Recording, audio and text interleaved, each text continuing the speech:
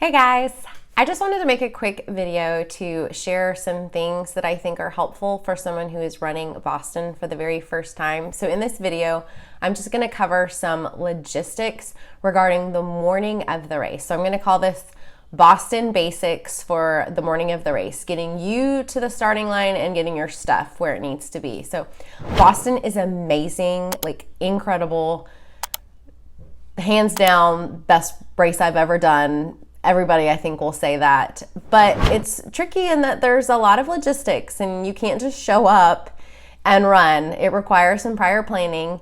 And if you want things to go smoothly the morning of the race, which I'm sure you do, sometimes it's helpful to just kind of have an idea of what things are going to look like. So all of the information that I'm going to cover is in the BAA website, it's on the participation guide, but sometimes I feel like it's helpful to just have a visual. So I'm going to show some of the maps.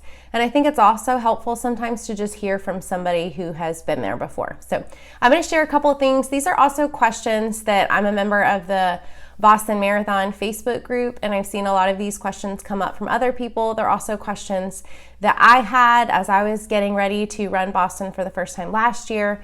So I just wanted to go over these things and hopefully they will help to just ease any fears or anxieties or questions that you may have. One of the most important things to know is that there is not one set start time. There are 4 different waves, and so everything that I'm going to talk about as far as getting on the buses and where you need to be and when you need to be is all on a chart that the BAA puts out, and there are 4 different waves. So there's 4 different start times and there's 4 different bus loading times. So your wave is dependent on your bib number. You'll get your bib number. You can actually go online to the Athletes Village and you'll see your bib number, and it will be color coded by what wave you're in. And so then you'll know what time you are supposed to load the bus. And then you'll also know what time your start time is. So all of this information varies depending on what your start time is based on what corral you're in. So just keep that in mind. Whatever time you need to get onto the bus varies depending on what corral and what wave you are. So the first thing you need to know is your first stop the morning of is going to be gear check. So gear check is here on Boylston Street. So here's the finish line. And then there's a long stretch where they'll give you all of the things when you cross the finish. But I'm not going to focus on that right now. I'm focusing on the morning of before the race and getting you to the start line. So moving down, Boston Common is over here. This is where you'll get on the bus. But before that, right here, there's a stretch where there will be school buses on both sides of the road. And there will be volunteers. They'll be leaning out the windows of the school buses and they will collect your gear check bag. You can only use the bag that you are given at the expo. In it, you can put things that you want to have at the finish line. So most people do warm clothing, maybe a change of shoes. You can put your phone in there if you don't want to race with it. They do say they're not responsible for valuables if anything happens to them. But this is where you are going to put anything that you want to have at the finish of the race. You have to use the bag they give you. They will also give you a sticker you put on it, and you're going to pass it to the volunteers in the school buses right here. So that is gear check. This is the only place where you can drop a bag off. There is no bag check at the start of the race in Hopkinton. So if you want something there at the finish line and you don't have friends or family who are able to be there and meet you, it's really important that you do that.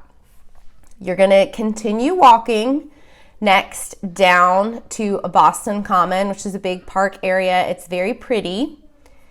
And so this is where you did your gear check. You'll continue on down Boylston. And here you'll see this is where all the school buses are that will be ready to transport people up to Hopkinton to the start line. So right here where it begins, they will have security. And you can only get beyond this point if you have a bib. So if someone is walking with you, this is where you will say your goodbyes. And then from that point on, you can only access this area if you have a bib. This is also the point where you can only have the bag that they give you. This is different from the gear check bag that you dropped off at the school buses on Boylston. This is a smaller bag. It's similar to like a gallon size bag, slightly different dimensions, but in it, you can have the things that you want for the next couple hours before you actually start running. You will not be able to drop it off anywhere. So it will either be things that you are going to eat, things that you are going to put on your body and run with, or things that you are willing to throw away. You will not see it again. You won't be able to check it anywhere. So most people in it have snacks, water, your headphones if you're going to have music, your gels. You can also have extra shoes. Obviously, those are not going to fit in the bag. So this is what I did. Is it was kind of rainy the morning of. So in my bag, I had some graham crackers, I had my chapstick, I had some gels, water bottle, I had my headphones, I had a pair of gloves. Then I also wore a pair of sweatpants and a sweatshirt that I knew I was going to give to Goodwill, as well as some sneakers that I knew I was going to give to Goodwill. And then I tied my vapor flies around my neck by the laces so that I would not lose them and accidentally set them down somewhere. And then I wore a poncho over all of that to keep me dry. And that was fine. I was able to get on the bus that way. So shoes you don't have to actually stick in the bag, but you cannot have any other bag, and you have to use the one that they provide.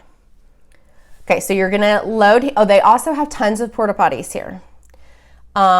There's porta potties all lined up here, but there's already lines, and there are lines to get on the buses. It does not matter what line you get in. I kind of was confused at first and was looking around trying to figure out exactly what bus I needed to be in. It doesn't matter. You just look for whatever line is shortest and you get on the bus there. This is a really good time to talk to people, make friends, find a bus buddy if you don't already have one that you can sit next to on the bus, because it's a long ways when you're on the bus and when you're waiting to just be waiting. And if you're like me, you're already kind of getting a little bit anxious and nervous, and it's really helpful just to have somebody to talk to. So I was fortunate enough to find a bus buddy. We met up and were able to talk the whole time, and that really helped my anxieties around everything. So I definitely encourage you, when you get in line there, find some friends and just have some people to talk to. It'll make the morning go by a lot quicker that way.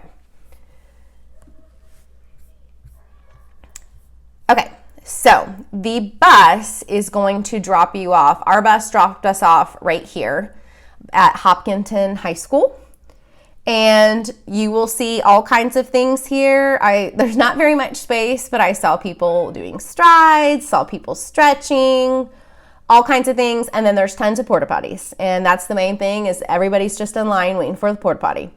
You will wait here in this area until your corral is called, and then you'll come over here to this area. This is the field that people mention can get muddy if it has been raining, and where people recommend to have an extra pair of shoes that you're not going to race in. For that reason, this is the field that they were referring to. So you'll wait here again until your corral is called.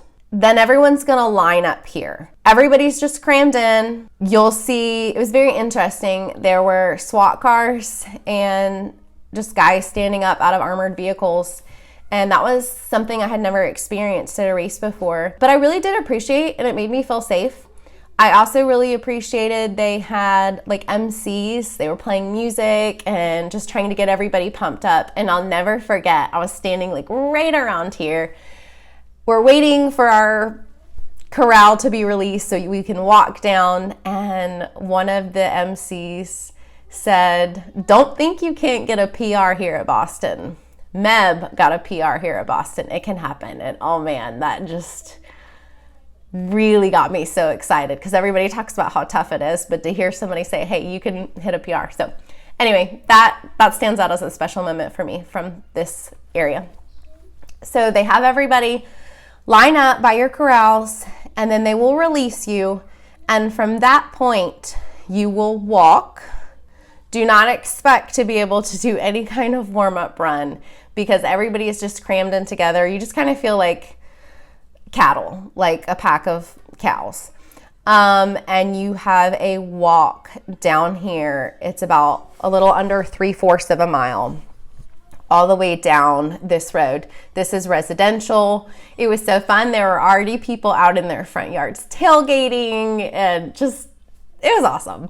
So you're walking all the way down here, and then this is really important. This is the last porta potty stop. So there's a CVS right here. This is also the spot where you will shed your layer. So people were kind of confused.